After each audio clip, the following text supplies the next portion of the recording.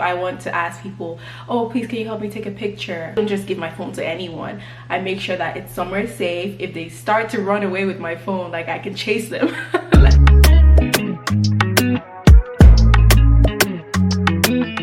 Hi guys, welcome back to my channel. I'm the African Cherry. If you're new here, welcome. I'm so glad to have you. I hope you're having a wonderful new month of August. Today I'm going to be talking about a topic that's very highly requested, because honestly whenever I travel solo I get so many questions. So I was like, it'll be easier if I just sit down, make a little YouTube video, and I'll also make a TikTok or IG reel as well. My top 5 tips for traveling solo. First of all, why travel solo? What is solo travel? Why do we do it? Why do I do it? Okay, so solo travel, basically you book a trip and you go by yourself. Like, you're not going with family, you're not going with friends, it's just you. Yeah, I know that sounds pretty scary, honestly. Before I did it for the first time, I was actually terrified. There was a lot of things that I was scared about, but I just had to figure all that out. But growing up, I didn't really travel as much. My siblings kind of like would be the lucky ones to go on trips, or it just never happened. It never worked out for me to travel as much with my family. We did have a couple trips and I'm so thankful for those, but I was just really curious, like what's out there, what's in the world. I would love to see more of this world. Also, it's also super therapeutic for me. I like to go out, you know, eat out with friends and things like that, but in terms of like coping skills, I've realized travel is one of them for me, because it literally feels like therapy. Especially when I go to the tropicals, I'm always trying to go to the beach, get some sunlight. I feel like it just helps me have so much mental clarity, and just being able to immerse myself in different cultures and see how other people live life. It just makes me feel so grounded and thankful, and just being out in nature just really has some healing effect on me. Some of my friends have said that too. As to why solo travel as opposed to traveling with friends and family, I realized that people's timeline doesn't always match up with your timeline. As you know from my other videos, I'm in medical school, so our schedule is really tight, it's really compact, right? Like, we're in class almost 12 months. Yeah, every year, like every month in the year we're in school, and so the times we have free times and times off, it doesn't really work for other people. Everyone has things going on in their lives. People have relationships, people have like personal issues, work commitments. The timeline doesn't always align, and so those are some of the reasons why I was just like, you can't wait on people. I would prefer to always have someone to travel with personally. Like, I would love that, you know, but that doesn't, I realized that wasn't realistic, and it doesn't happen like that all the time.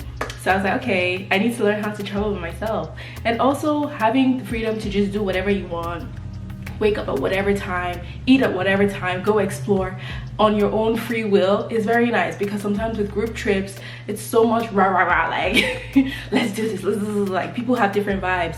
Some people want to chill, some people want to do adventure, and so sometimes it can be hectic. Even just planning trips with people, like payments and all of that, it can all be a hassle.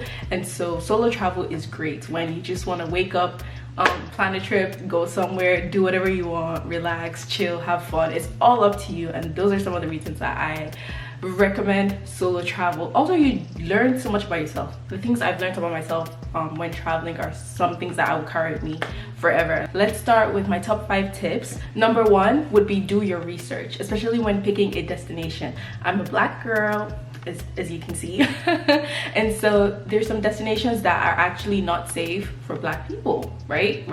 Crazy, but it's true. And so when you're picking a destination, I feel like you need to do your research. Search, especially, is this place safe for black people, for black girls? Like, it's not everywhere that's conducive. You need to know that this is somewhere that, okay, they're friendly, I can be safe here, like no one's gonna come at me just because of my skin color or how I look. And it's crazy that it's 2025 and that's still a real issue, but it is. Number 2 would be safety. In addition to doing your research, also you can take extra caution. For example, I would carry pepper spray with me. Some people carry like little pocket knives, because you just never know what you're gonna run into, right? You just never, you're by yourself. Also downloading maps offline, so that even when you're somewhere and you don't have access to internet or data, at least you still have the maps because it's already downloaded. That's a pro hack, pro tip, so you can still navigate your way around. If you're able to get a paper map of the area, perfect. Also, it helps to have the translator app downloaded. I think they have offline versions of that as well. So for example, if you're going to a Spanish speaking country, you have the app on your phone. It comes in super helpful if you're not fluent in Spanish or fluent in whatever language that they speak. Also, pickpocketing is very common, especially in European countries. When I got there, I was warned many times, like, watch your bag, like warned by the people who live there. They were telling me, like, just be careful because pickpocketing is very real, especially when you're on public transport, like the bus or the train or even the plane. Like, you just have to hold your bag like this or make sure you have like bags that you can zip up, because people lose their phones, their keys, their cards, like, and they're very smooth with it. So I was always like on edge. Until today, I don't know if anything was ever stolen from me, but I know that I was super like vigilant in, you know, just making sure my stuff was safe. Even when leaving the hotel room, try and lock everything, put your stuff in the safe, put a password.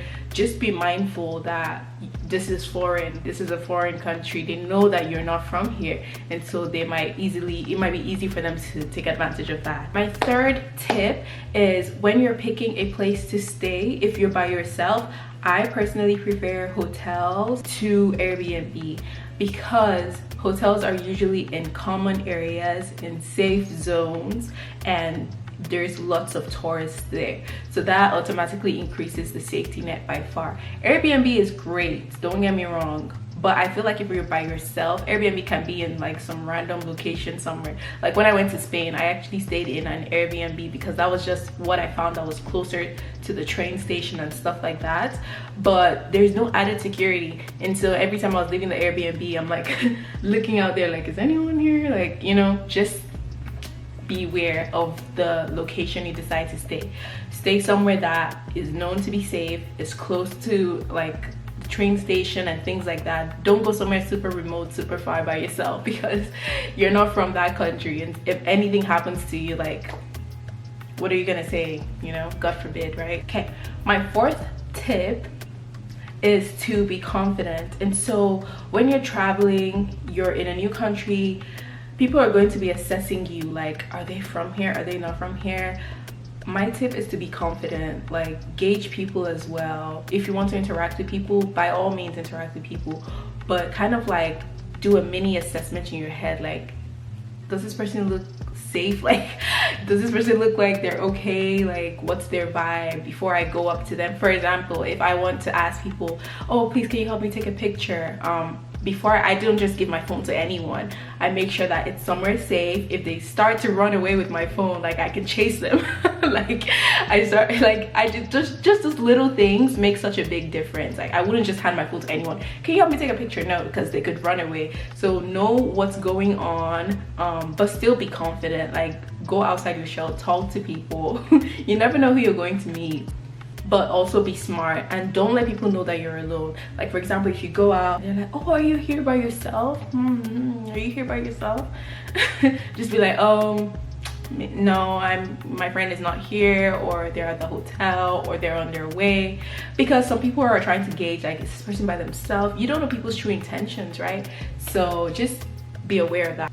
My fifth tip will be to let loose, immerse yourself in the culture, try their food, explore. Another thing that I really enjoy is that when you're young, you're able to do more like active things. You're able to walk around, you're able to explore around. Like when I went to Paris and Italy, it's a lot of walking. And so I'm just like, I'm glad I'm doing this now, because when I'm older, child, I don't think I'm gonna have the energy or even want to be walking up a flight of steps or like doing all that, like So now that you're young, get your travel in, get your steps in. Explore the world. There's so much beauty to see. Explore around, but don't lose God. Like, no lose God. No lose God. Oh, don't go and say it's the African Cherry that said I should go and solo travel. Don't call my name, please. Stay vigilant, go at your own pace.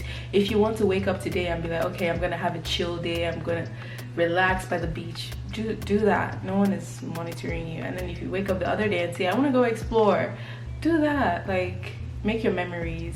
Get souvenirs. I love to collect magnets, so if you look at my fridge, I collected from different countries. I love to travel. I did a Euro tour before starting medical school last year. I went to Amsterdam, London, Scotland, Paris, and Italy. However, I did have family in London, Amsterdam, and Scotland, so I stayed with them. So those were not solo, but Paris and Italy were solo. I didn't stay there for super long though, because yeah, the longer you stay, you would have to pay more for a hotel, pay more for food. So I only did like 2 days in Paris, 2 days in Italy, but I got to see Lake Como. I went to the Eiffel Tower. I remain super thankful for the opportunity to be able to travel now. It's something I wanted to do for such a long time. In terms of booking, I always try to get very affordable prices for hotels, for flights. I mean, I feel like traveling first class is great, you know, but not everyone can afford that right now. So even if it's like economy, it's still gonna get you from point A to point B, you know what I'm saying? So budgeting is also a big part. Do your research, know how much you need to spend, and also carry cash, because your bank is gonna charge you transaction fees if you don't have a credit card. Like, I'm still learning about the whole credit card process, and if you have knowledge on that, please let me know, like, what's the best card to use for travel, for points, because I probably need to get one. I think you save much more that way, and you can get points that you can use for other things. So I think that's really cool. If you're like a travel guru and you know how to use like travel cards, let me know, please plug me. See how I'm plugging you guys, plug me. But yeah, budgeting, know how much you expect to spend and still carry some extra cash for unplanned expenses. Like when I went to the Dominican Republic, I went to this beach and they were doing massages and they were taking cash. I really didn't want to do the foreign transaction fee, but I wish I had some cash on there. Turks and Caicos is super expensive. I think my cousin went and she was telling me how expensive it was. Even just a bottle of water was crazy. So that's not somewhere I would want to go solo, just because I think you would spend so much money. But places like Mexico, Dominican Republic, they're more affordable. Like Mexico, I've accepted the fact that that's somewhere you have to go at least. I mean, it doesn't matter, you can go as many times as you want, because Mexico has beautiful different parts. There's Cancun, which is like the party vibe. There's Los Cabos, which is like a little luxury chill, you know, vibe. There's Puerto Vallarta, which has some of the most beautiful sunsets I have ever like most beautiful sunsets I've ever seen. I can't wait to show you guys those pictures. Follow me on Instagram if you're not. Some countries you just accept the fact that you have to go there multiple times. Every solo trip that I've taken is by the grace of God that has gotten me there safe, kept me safe there, brought me back safely. God, thank you for that. Honestly, just pray over yourself with the blood of Jesus. Lastly, I want to add, traveling is not for everyone. Some people love to travel, some people don't. It can be stressful.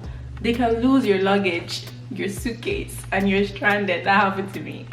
It can be really stressful. So if traveling is not for you, that's completely fine. I'm sure you have some other hobbies or passions, but I think everyone should at least have something that keeps them happy, something that keeps them excited, and something that they can look forward to, because life can get so busy and so hard, and we're just human. I hope you loved this video. I love talking about it, as you can tell. Let me know if you have any questions, or if you liked it. Please share, comment, and subscribe. I'll see you guys next time. Stay delicious. Mwah.